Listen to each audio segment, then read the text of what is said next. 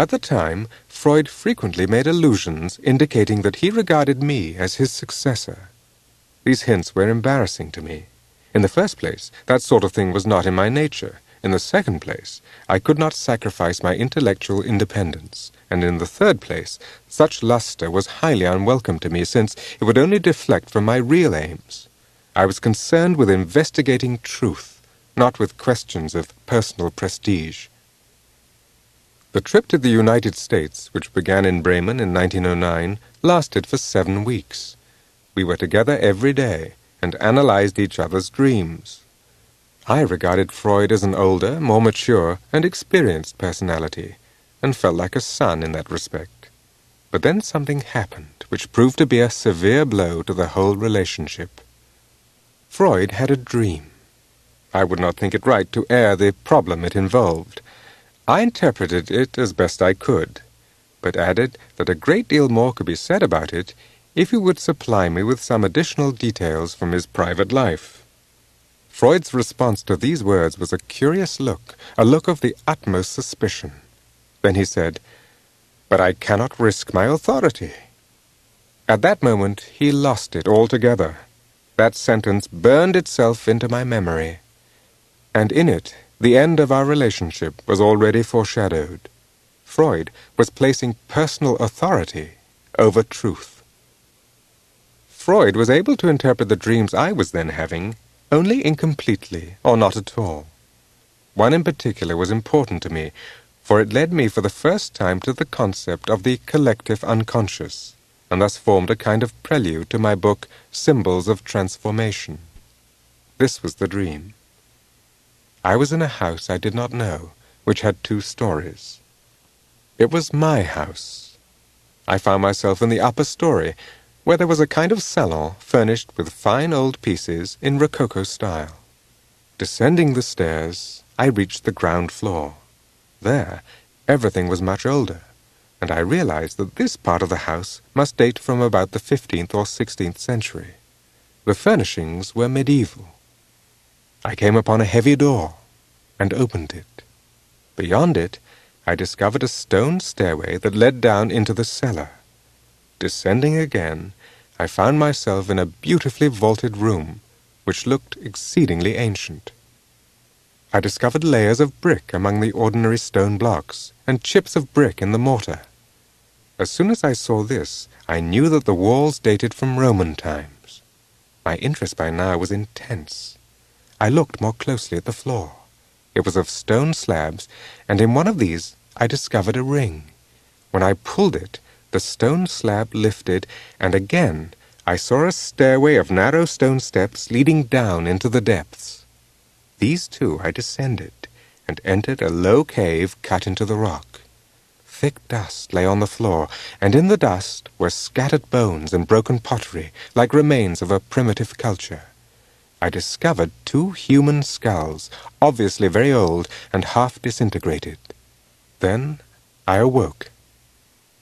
What chiefly interested Freud in this dream were the 2 skulls. He returned to them repeatedly and urged me to find a wish in connection with them. What did I think about these skulls, and whose were they? I knew perfectly well, of course, what he was driving at, that secret death wishes were concealed in the dream. But what does he really expect of me, I thought to myself. Toward whom would I have death wishes? I felt violent resistance to any such interpretation. I also had some intimation of what the dream might really mean, but I did not then trust my own judgment, and wanted to hear Freud's opinion. I wanted to learn from him. Therefore I submitted to his intention and said, "My wife and sister-in-law." And so I told him a lie. It was plain to me that the house represented a kind of image of the psyche, that is to say, of my then state of consciousness, with hitherto unconscious additions. Consciousness was represented by the salon.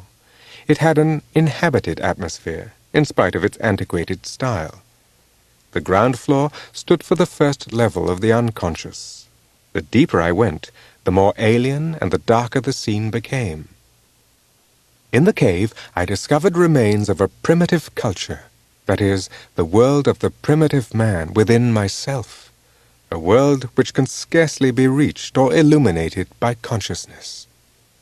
The primitive psyche of man borders on the life of the animal soul, just as the caves of prehistoric times were usually inhabited by animals before men laid claim to them. Certain questions had been much on my mind during the days preceding this dream. On what premises is Freudian psychology founded? To what category of human thought does it belong? What is the relationship of its almost exclusive personalism to general historical assumptions? My dream was giving me the answer. It obviously pointed to the foundations of cultural history, a history of successive layers of consciousness. My dream thus constituted a kind of structural diagram of the human psyche. It postulated something of an altogether impersonal nature underlying that psyche. It clicked, as the English have it, and the dream became for me a guiding image which in the days to come was to be corroborated to an extent I could not at first suspect. It was my first inkling of a collective a priori beneath the personal psyche. This I first took to be the traces of earlier modes of functioning. Later, with increasing experience, and on the basis of more reliable knowledge, I recognized them as forms of instinct, that is, as archetypes. The dream of the house had a curious effect upon me. It revived my old interest in archaeology. I read like mad and worked with feverish interest through a mountain of mythological material, then through the Gnostic writers, and ended in total confusion. It was as if I were in an imaginary madhouse, and were beginning to treat and analyze all the centaurs, nymphs, gods and goddesses as though they were my patients. While thus occupied, I could not help but discover the close relationship between ancient mythology and the psychology of primitive people, and this led me to an intensive study of the latter. Under the impress of Freud's personality, I had, as far as possible, cast aside my own judgments and repressed my criticisms. That was the prerequisite for collaborating with him. But to me it was a profound disappointment that all the efforts of the probing mind had apparently succeeded in finding nothing more in the depths of the psyche than the all-too-familiar and all-too-human limitations. I had grown up in the country, among peasants, and what I was unable to learn in the stables, I found out from the Rabelaisian wit and untrammeled fantasies of our peasant folklore. Incest and perversions were not remarkable novelties to me, and did not call for any special explanation. Along with criminality, they formed part of the black lees that spoiled the taste of life by showing me only too plainly the ugliness and meaninglessness of human existence. That cabbages thrive in dung was something I had always taken for granted. In all honesty, I could discover no helpful insight in such knowledge. It's just that all of those people are city folks who know nothing about nature and the human stable, I thought, sick and tired of these ugly matters. One form of life cannot simply be abandoned unless it is exchanged for another. As for a totally rational approach to life, that is, as experience shows, impossible, especially when a person is by nature as unreasonable as a neurotic.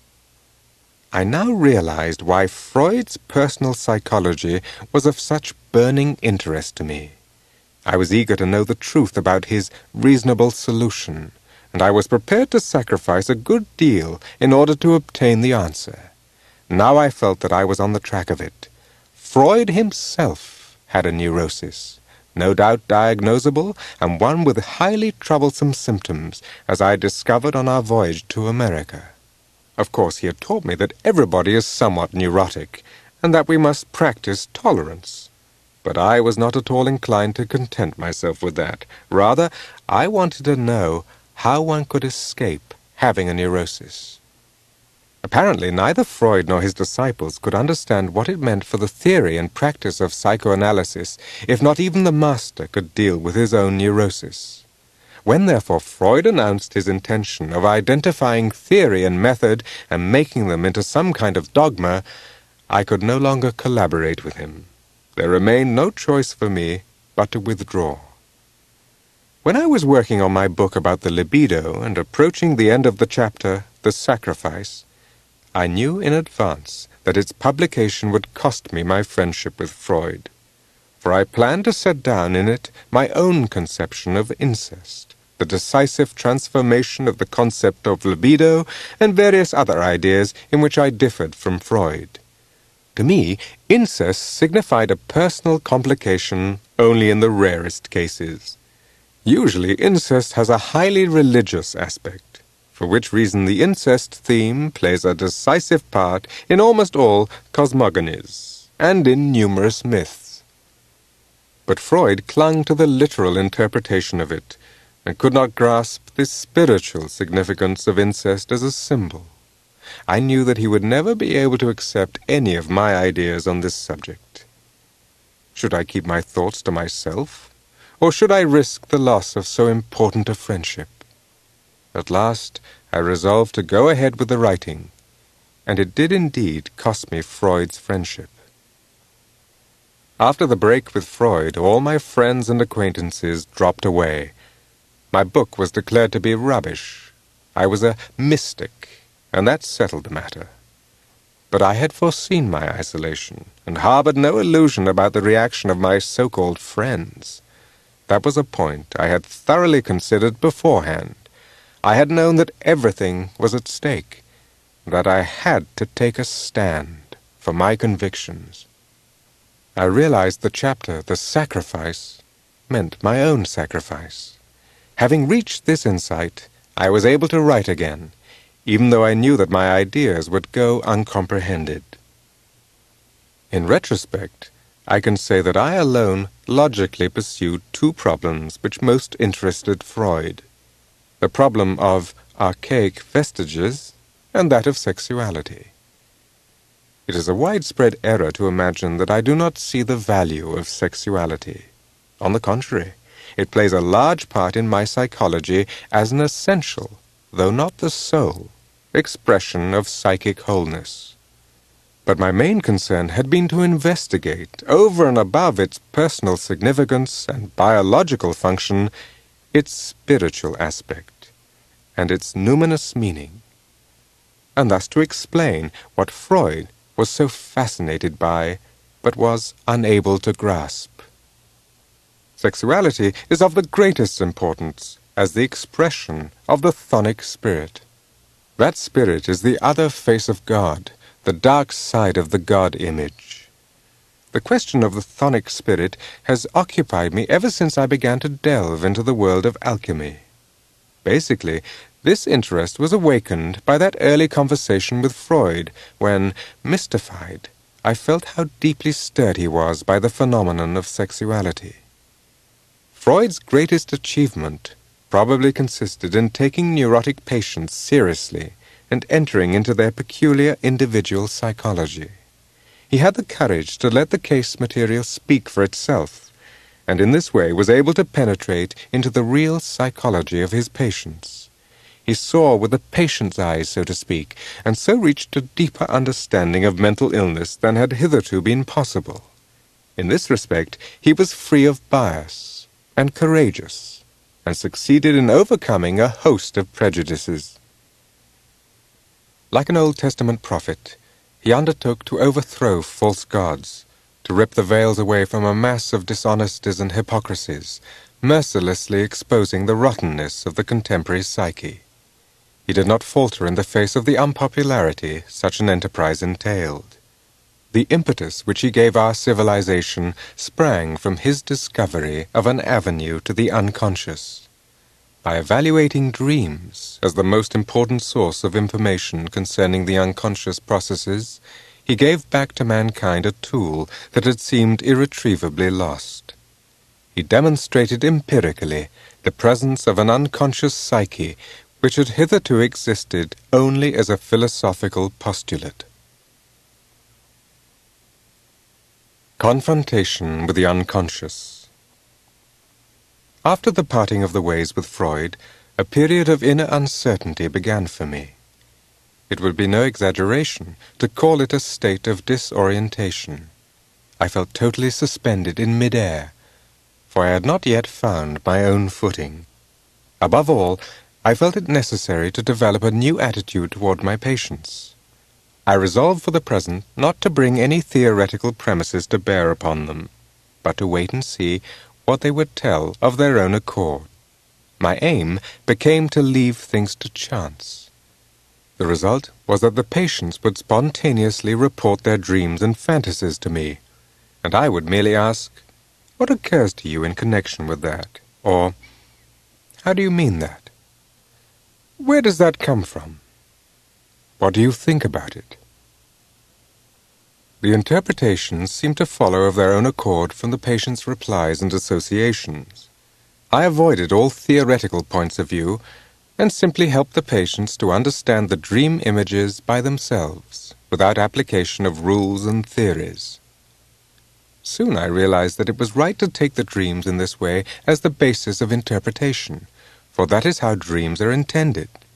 They are the facts from which we must proceed. About this time, I experienced a moment of unusual clarity, in which I looked back over the way I had traveled so far. I thought, now you possess a key to mythology and are free to unlock all the gates of the unconscious psyche. But then something whispered within me, why open all the gates? And promptly the question arose of what, after all, I had accomplished. I had explained the myths of peoples of the past. I had written a book about the hero, the myth in which man had always lived. But in what myth does man live nowadays? In the Christian myth, the answer might be. Do you live in it? I asked myself. To be honest, the answer was no. For me, it is not what I live by. Then do we no longer have any myth?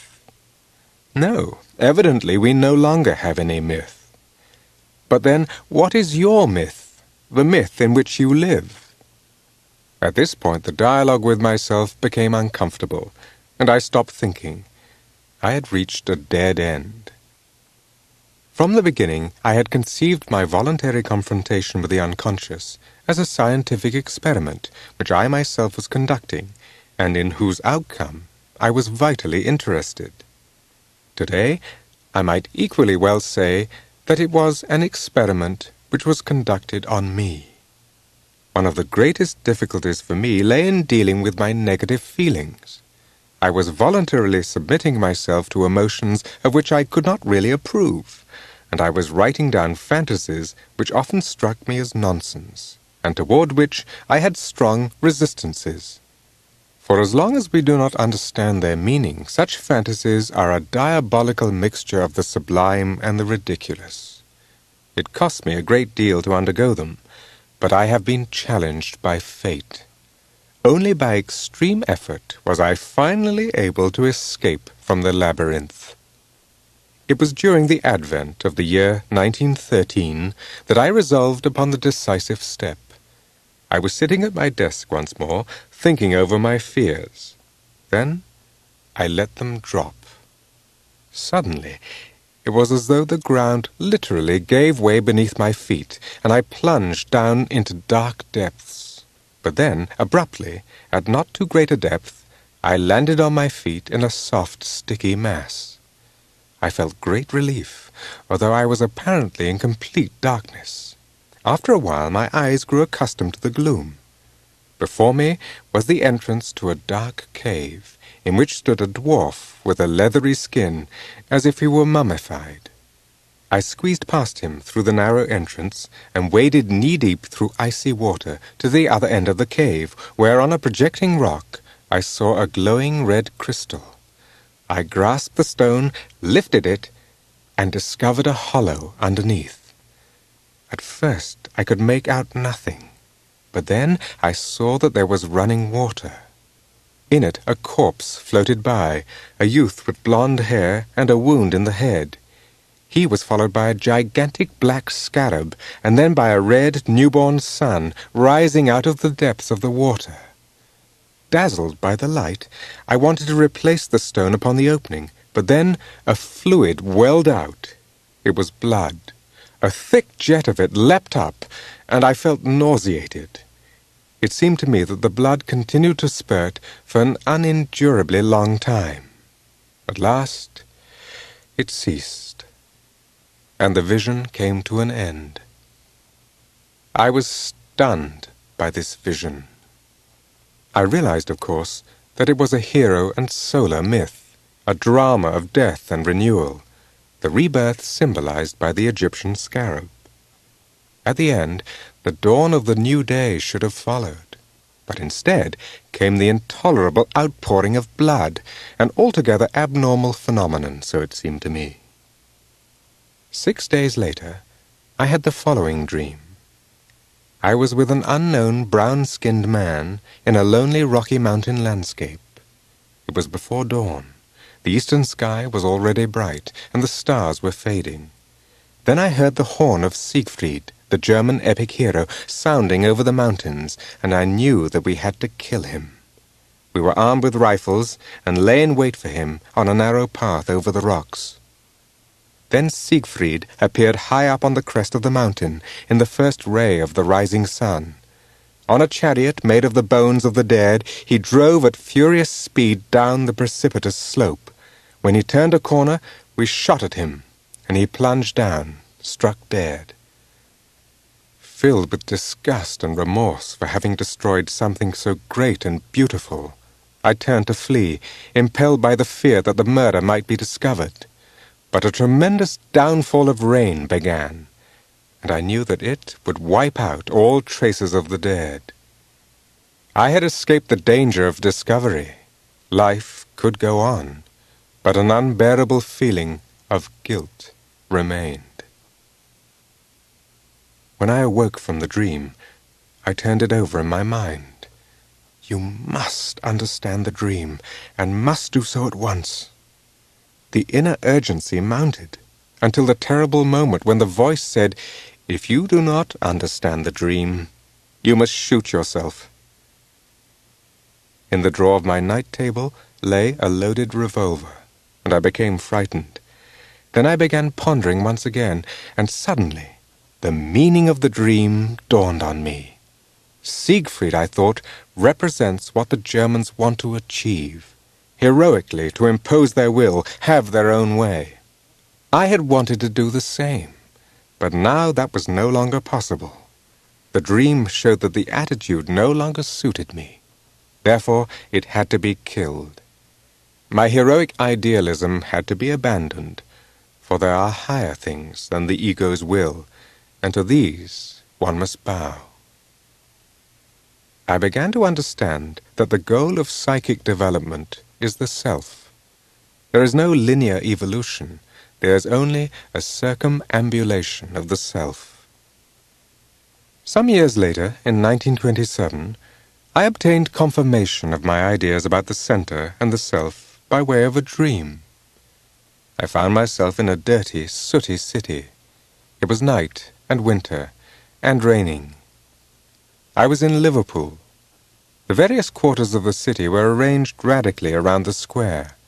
In the center was a round pool, and in the middle of it a small island. On it stood a single tree, a magnolia, in a shower of reddish blossoms. It was as though the tree stood in the sunlight, and was at the same time the source of light. This dream represented my situation at the time.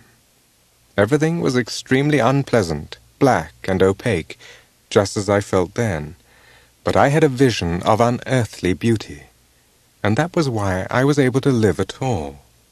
Liverpool is the pool of life. The liver, according to an old view, is the seat of life. I saw that here the goal had been revealed. One could not go beyond the center. The center is the goal, and everything is directed toward that center. Through this dream I understood that the self is the principle and archetype of orientation and meaning. Without such a vision, I might perhaps have lost my orientation and been compelled to abandon my undertaking. But here, the meaning had been made clear. When I parted from Freud, I knew that I was plunging into the unknown. Beyond Freud, after all, I knew nothing. But I had taken the step into darkness. When that happens, and then such a dream comes, one feels it as an act of grace. The years when I was pursuing my inner images were the most important in my life. In them, everything essential was decided. It was the prima materia for a lifetime's work. The work. As my life entered its second half, I was already embarked on the confrontation with the contents of the unconscious. My work on this was an extremely long drawn-out affair, and it was only after some 20 years of it that I reached some degree of understanding of my fantasies. First, I had to find evidence for the historical prefigurations of my inner experiences. That is to say, I had to ask myself, where have my particular premises already occurred in history? If I had not succeeded in finding such evidence, I would never have been able to substantiate my ideas. Therefore, my encounter with alchemy was decisive for me, as it provided me with the historical basis I had hitherto lacked. Analytical psychology coincided in a most curious way with alchemy. The experiences of the alchemists were, in a sense, my experiences, and their world was my world. This was, of course, a momentous discovery. I had stumbled upon the historical counterpart of my psychology of the unconscious. The possibility of a comparison with alchemy and the uninterrupted intellectual chain back to Gnosticism gave substance to my psychology. When I pored over these old texts, everything fell into place. The fantasy images, the empirical material I had gathered in my practice, and the conclusions I had drawn from it. I now began to understand what these psychic contents meant when seen in historical perspective. My understanding of their typical character, which had already begun with my investigation of myths, were deepened. The primordial images and the nature of the archetype took a central place in my researches, and it became clear to me that without history there can be no psychology, and certainly no psychology of the unconscious. I had a starting point in my intense preoccupation with the images of my own unconscious. This period lasted from 1913 to 1917. Then the stream of fantasies ebbed away. Not until it had subsided, and I was no longer held captive inside the magic mountain, was I able to take an objective view of that whole experience and begin to reflect upon it. The first question I asked myself was, what does one do with the unconscious? Only after I had familiarized myself with alchemy did I realize that the unconscious is a process, and that the psyche is transformed or developed by the relationship of the ego to the contents of the unconscious. In individual cases, that transformation can be read from dreams and fantasies. In collective life, it has left its deposit principally in the various religious systems and their changing symbols. Through the study of these collective transformation processes and through understanding of alchemical symbolism, I arrived at the central concept of my psychology, the process of individuation. An essential aspect of my work is that it soon began to touch on the question of one's view of the world and the relations between psychology and religion. I went into these matters in detail first in Psychology and Religion, published in 1938, and then, as a direct offshoot of this, in Paracelsica, published in 1942. Through Paracelsus, I was finally led to discuss the nature of alchemy in relation to religion and psychology, or to put it another way, of alchemy as a form of religious philosophy. This I did in Psychology and Alchemy, published in 1944. Thus I had at last reached the ground which underlay my own experiences of the early years, for the process through which I had passed at that time corresponded to the process of alchemical transformation discussed in that book. It is only natural that I should constantly have revolved in my mind the question of the relationship of the symbolism of the unconscious to Christianity, as well as other religions. Not only do I leave the door open for the Christian message, but I consider it of central importance for Western man. It needs, however, to be seen in a new light, in accordance with the changes wrought by the contemporary spirit. Otherwise, it stands apart from the times, and has no effect on man's wholeness. I have endeavored to show this in my writings. I have given a psychological interpretation of the dogma of the Trinity, and of the text of the Mass, which, moreover, I compared with the visions described by a 3rd-century alchemist and Gnostic. My attempt to bring analytical psychology into relation with Christianity ultimately led to the question of Christ as a psychological figure. As early as 1944, in Psychology and Alchemy, I had been able to demonstrate the parallelism between the Christ figure and the central concept of the alchemists, the lapis, or stone. The green gold is the living quality which the alchemists saw not only in man, but also in inorganic matter. It is an expression of the life spirit who animates the whole cosmos. This spirit has poured himself out into everything, even into inorganic matter. He is present in metal and stone. My vision was thus a union of the Christ image with his analogue in matter. If I had not been so struck by the greenish gold, I would have been tempted to assume that something essential was missing from my Christian view.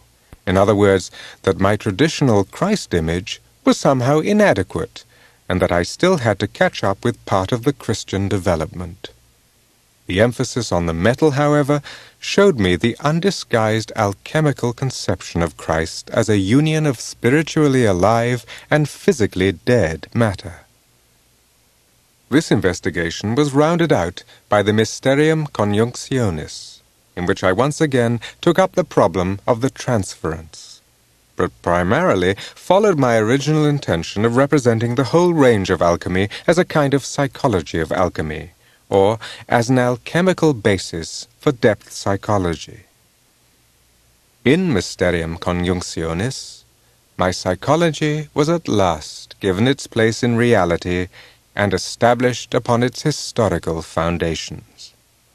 Thus my task was finished, my work done, and now it can stand.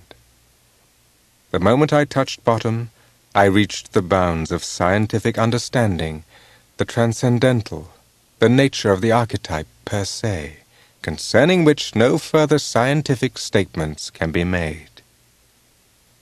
The survey I have given here of my work is, of course, only a brief summary. I really ought to say a great deal more, or a great deal less. The work is the expression of my inner development, for commitment to the contents of the unconscious forms the man and produces his transformations. My works can be regarded as stations along my life's way. I have never counted upon any strong response, any powerful resonance to my writings. They represent a compensation for our times, and I have been impelled to say what no one wants to hear. For that reason, and especially at the beginning, I often felt forlorn. I knew that what I said would be unwelcome, for it is difficult for people of our time to accept the counterweight to the conscious world. Today, I can say that it is truly astonishing that I have had as much success as has been accorded me, far more than I ever could have expected. I have the feeling that I have done all that it was possible for me to do. Without a doubt, that life work could have been larger and could have been done better, but more was not within my power. Retrospect. I am satisfied with the course my life has taken. It has been bountiful and has given me a great deal. How could I ever have expected so much? Nothing but unexpected things kept happening to me. Much might have been different if I myself had been different. But it was as it had to be, for all came about because I am as I am. Many things worked out as I planned them to, but that did not always prove of benefit to me. But almost everything developed naturally and by destiny. I regret many follies which sprang from my obstinacy, but without that trait I would not have reached my goal, and so I am disappointed and not disappointed. I am disappointed with people and disappointed with myself. I have learned amazing things from people and have accomplished more than I expected of myself. I cannot form any final judgment, because the phenomenon of life and the phenomenon of man are too vast. The older I have become, the less I have understood or had insight into or known about myself. I am astonished, disappointed, pleased with myself. I am distressed, depressed, rapturous. I am all these things at once and cannot add up the sum. I am incapable of determining ultimate worth or worthlessness. I have no judgment about myself and my life. There is nothing I am quite sure about. I have no definite convictions, not about anything really. I know only that I was born and exist, and it seems to me that I have been carried along. I exist on the foundation of something I do not know. In spite of all uncertainties, I feel a solidity underlying all existence, and a continuity in my mode of being. The world into which we are born is brutal and cruel, and at the same time of divine beauty. Which element we think outweighs the other, whether meaninglessness or meaning, is a matter of temperament. If meaninglessness were absolutely preponderant, the meaningfulness of life would vanish to an increasing degree with each step in our development. But that is, or seems to me, not the case. Probably, as in all metaphysical questions, both are true. Life is, or has, meaning and meaninglessness. I cherish the anxious hope that meaning will preponderate and win the battle. When Lao Tzu says, "All are clear, I alone am clouded," he is expressing what I now feel in advanced old age. Lao Tzu is the example of a man with superior insight who has seen and experienced worth and worthlessness, and who at the end of his life desires to return to his own being, into the eternal, unknowable meaning. The archetype of the old man who has seen enough is eternally true. At every level of intelligence this type appears, and its lineaments are always the same, whether it be an old peasant or a great philosopher like Lao Tzu. This is old age, and a limitation. Yet there is so much that fills me. Plants, animals, clouds, day and night, and the eternal in man. The more uncertain I have felt about myself, the more there has grown up in me a feeling of kinship with all things.